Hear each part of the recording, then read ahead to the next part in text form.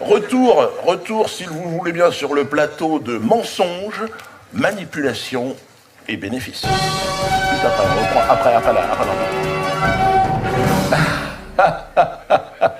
Bonsoir.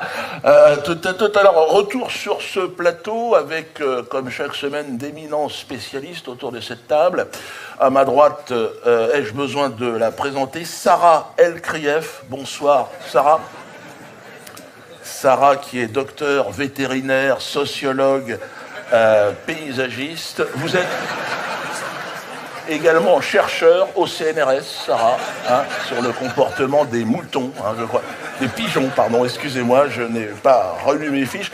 Vous êtes, et on n'en parle jamais, Sarah, mais je vais le faire ce soir, parce qu'il y a chez vous cette élégance, cette humilité. Si, Sarah, vous êtes également prix Nobel 2016.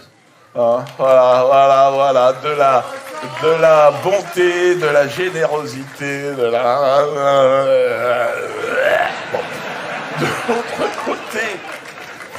De l'autre côté, Moïse Hanouna. Bonsoir, Moïse. Moïse, on le présente plus, Moïse. Moïse, académicien, frère du célèbre Cyril. On va pas vous embêter ce soir avec votre frère. Vous êtes également... Moïse, et on n'en parle aussi jamais, très très touché, concerné par le problème des autres, le problème, vous êtes président de cette association, et mon ami, qui vient en... Et mon ami. Ah oui, pardon, l'intonation n'était pas juste, voilà, l'association, et mon ami, qui vient en aide, donc, auprès des mal logés. De formation, vous êtes philosophe en marketing international, Moïse, vous êtes également champion du monde de strip poker. J'ai pas tout mis, Moïse. Vous êtes pour BFM le spécialiste des questions paranormales, parafiscales, voilà. Et un auteur surtout à succès, qui, là on peut dire, de best-seller, dont le fameux Tirons-nous avant que ça se voie. Un ouvrage, alors vraiment, un ouvrage exceptionnel. Un ouvrage exceptionnel, préfacé par Yann Moix déjà, voilà, votre nouvelle femme de ménage. Alors, Sarah, si vous le permettez, on va commencer par Moïse. Je sais qu'il a un rendez-vous à l'Élysée, je crois, à l'ambassade, si vous voulez. Alors, moi, je voudrais, pas très bien de quoi vous parler, je voudrais simplement vous poser une seule question, Moïse. Alors, 28 samedis de mobilisation de ce mouvement des Gilets jaunes. Alors, un mouvement qui s'essouffle, certes. Alors, voilà, oui, depuis le départ. C'est vrai que... Non, Moïse a raison. Voilà, avant d'avoir commencé... Non, mais je veux dire, là, j'ai simplement les chiffres, Moïse. Voilà, c'est pour ça que je disais ça. Donc, vraiment, ministère de l'Intérieur. C'est les chiffres officiels. Donc, BFM, Coca-Cola. Et donc, on a... Je les découvre avec vous. Donc, là... donc, pour ce week-end, mouvement Gilets jaunes, donc, on a 18 personnes à Paris. Et 13 dans toute la France. Donc, voilà. Donc, là, c'est vrai. Donc, doit-on pour autant baisser notre vigilance, à votre avis, Moïse, par rapport à ce que certains appellent déjà le nouvel holocauste jaune, quand même? Non, l'expression, elle est bonne. Non, l'expression. Attendez, c'est une bonne expression. Le gilet jaune. Tu veux que c'est... Le gilet jaune, c'est la haine. C'est la haine de l'autre. C'est la haine de l'humanité. La haine de ce qui est beau, de ce qui est élégant, de ce qui est raffiné. Tu sais, écoute-moi, celui qui enfile un gilet jaune, il tuera demain. C'est comme ça, c'est dans sa nature. C'est un assassin, voilà. Il tuera, il déportera des gens, il volera des tableaux. Il est comme ça. Tu sais, Nathanaël, écoute-moi. Si tu veux comprendre les gilets jaunes, tu dois remonter dans la mythomanie ancienne. Mythologie, c'est pareil. C'est-à-dire, gilet taillé jonato, russe. C'est-à-dire, non, c'est celui qui amène la poisse, sa mère dans la société. C'est ça, le gilet jaune. Moi, je le connais, les gilets jaunes. Tu l'as dit, moi je suis dans l'humanitaire. Tu le sais bien, bon, je suis dans l'immobilier. Moi, ce que je veux dire, Écoute-moi. Écoute-moi. Le gilet jaune, c'est un SDF qui est jaloux. C'est tout. C'est tout. C'est un mec, il se rêve propriétaire. Il est avec ses copains. Tu vois, il se dit, je suis né sur la terre, j'ai le droit à un endroit où vivre. Il est malade. Si tu lui dis, écoute, gilet jaune, viens ici. Gilet jaune, viens. Mon ami, viens, fils de pute, écoute-moi. Écoute-moi. Écoute-moi, gilet jaune. Dieu, il a donné la terre à des gens. Il y a 4000 ans, c'est signé devant notaire, c'est cadastré. La question, il n'y a pas de question. Toi, tu es un gilet jaune. Ça veut dire que tu payes ton loyer, tu fermes ta bouche, c'est tout. Mais tu sais, Nathanaël, il faut arrêter de parler des gilets jaunes. Ce qu'il faut parler, c'est les CRS. Les CRS? Des justes parmi les justes devant l'Éternel. Le CRS. Quelqu'un qui va mettre sa vie en danger pour protéger nos propriétés, les droits de l'homme. Tu te rends compte? Tu te rends compte?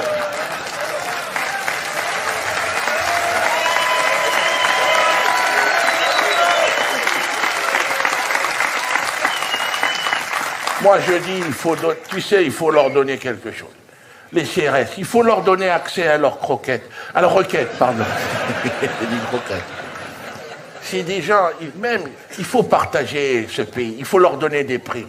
Tu leur fais un crédit, 5%, un petit appart à Dreux, c'est rien, c'est pas... Tu sais, non, écoute-moi, ta bouche, ferme-la, écoute-moi. Sarah, il faut donner des primes aux CRS, la solution, elle est là. Mais pourquoi pas? Pourquoi pas donner des primes, effectivement, aux CRS? Je suis pas opposé à ce genre de choses. Moi, j'aimerais un petit peu élever le débat ce soir. Ce soir, je m'exprimerai en tant que femme et en tant que spécialiste du mouvement des gilets jaunes. Excusez-moi, j'ai été opéré ce matin des dents. Anesthésie, ça foire. Bon. Qui sont les gilets jaunes? Le gilet jaune est un pervers narcissique. Évidemment paranoïaque. Évidemment complotiste. La haine donc du gilet jaune, c'est une haine polyforme, multidirectionnelle, imprévisible. C'est-à-dire, je te haïs, hop, je te haïs par derrière. Le gilet jaune est homophobe. Il suffit d'écouter les slogans atroces qu'on entend dans les manifestations jaunes. Je veux dire, Macron, gros PD, je veux dire. Macron n'est pas gros, que je sache. Alors.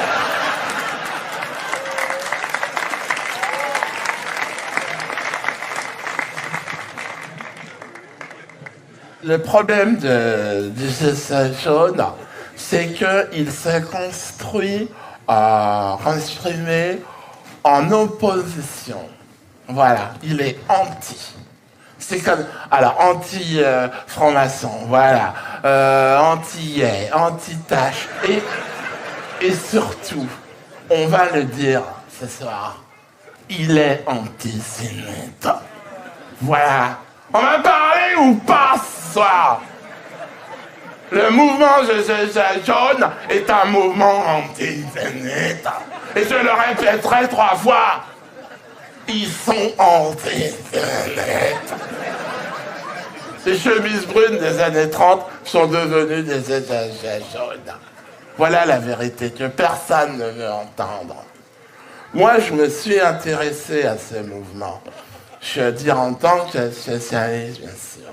Je suis allé sur les Champs-Élysées. Bon, j'y habite. Non, voilà. Je suis descendu de chez moi. Et J'ai essayé de discuter avec des jeunes. Je dis, pourquoi vous faites ça? Et franchement, ils étaient 100 000, j'étais toute seule.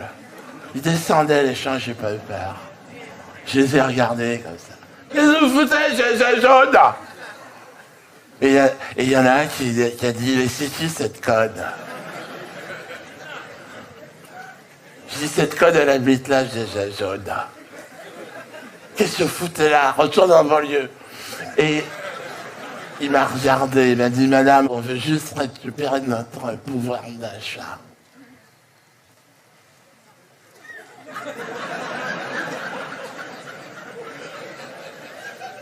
Mais vous n'en avez jamais eu. Vous êtes en survie depuis toujours. Qu'est-ce que c'est cette histoire de pouvoir d'achat? Foutez le camp, j'ai jaune. J'ai regardé tous les reportages du mouvement social jaune. Ce petit vieux qui mange ses chaussures à la télé, c'est normal. C'est dégueulasse.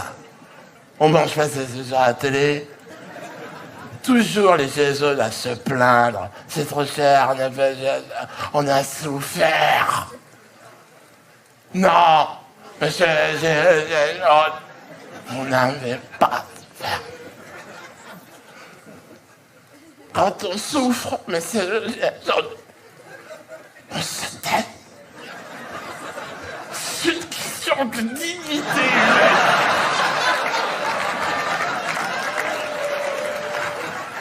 Excusez-moi, je suis à fleur dedans. Quand on aborde le devoir de mémoire, je tiens simplement à préciser. Tout à fait, il faut effectivement donner des primes au CRS. Donnez-leur 1 milliard qui nous protège. Bon, les primes, ouais, j'ai entendu. Ouais. Les primes pour les CRS. Pourquoi pas? Non, mais j'ai entendu, ouais, voilà. Moi, je suis CRS, maintenant ça fait 25 ans. Je connais la maison. C'est le CRS. Le CRS, il n'est pas compliqué, le CRS. Voilà, il n'est pas compliqué. Le CRS, c'est pas compliqué. Pas compliqué.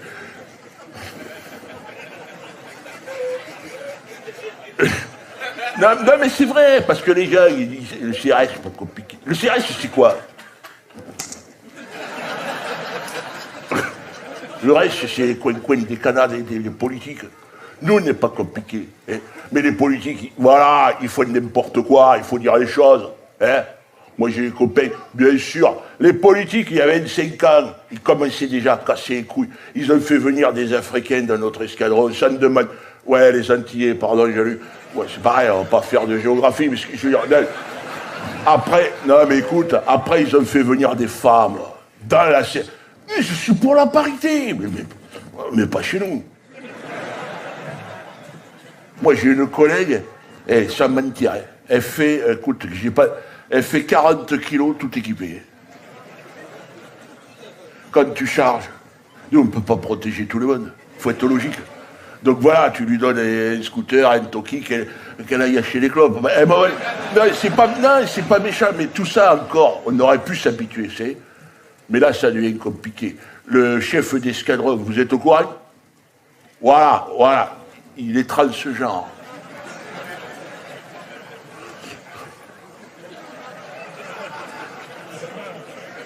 Ça va trop vite.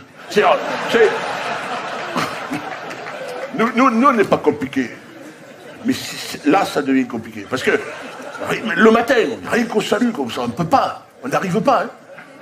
L'autre avec ses nichons, son rouge à lèvres et sa moustache, elle dit merde. Arrive à la chaîne, là, on est où, là? En plus, moi, il se trouve que je le connais. Hein. Je le connais, Eric. Erika, ouais, faut l'appeler Erika. Elle a un chien rugbyman, attend 2,5 m. Oh, ça sera jamais une femme. Même en touchant la structure. Attends, c'est des trucs. Mais non, je vais te dire, non, Jean-Luc, laisse. Qu'est-ce qui s'est passé pour gravir les échelons de la CRS? Voilà. Il a accepté d'avoir des relations sexuelles avec la hiérarchie. On peut se mentir. La CRS, c'est comme le show business. Passer les 4 étoiles, c'est la fête à la rondelle. GRC. 4 barrettes, si tu veux. Nous, au CRS de base, on le dit. Hein. On dit à l'état-major, il mâche le chewing-gum avec le cul. C'est peut-être un peu vulgaire, je vous l'accorde. Mais c'est pour vous donner l'état d'esprit CRS. C'est ça que j'essaye de dire. Maintenant, moi, je l'ai vu, le point de bascule, avec Eric en plus, parce qu'on est du même âge. Donc, il y a un jour, on était, tu sais, j'ai dit, putain, tu rentres plus là, ouais, ça cogne pas là. J'ai dit, Eric, merde. Puis il m'a dit, c'est vrai, j'ai plus la pêche. J'ai plus la niaque. Puis je le voyais dans les douches, tu sais, avec sa matraque, à faire le con, là. J'ai dit, qu'est-ce que tu fais, la matraque, Eric? Puis il m'a dit, je sais pas.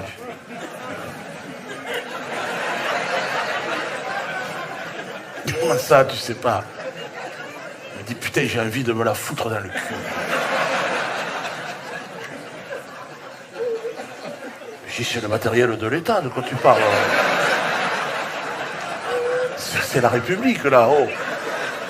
Il me dit, écoute, Pierrot, je me sens femme. C'est quoi cette histoire de femme, Eric? Qu'est-ce qui t'arrive? Oh, qui t'a mis ça dans le crâne? C'est le général? Le préfet? Le président? Balance ton porc, Eric. Parce que on parle de la police, ils deviennent tous tarés avec la pression, mais on ne parle pas dans la CRS, hein, de tous ces parce que le problème de transformisme, ça nous touche, et tous les jours. Hein.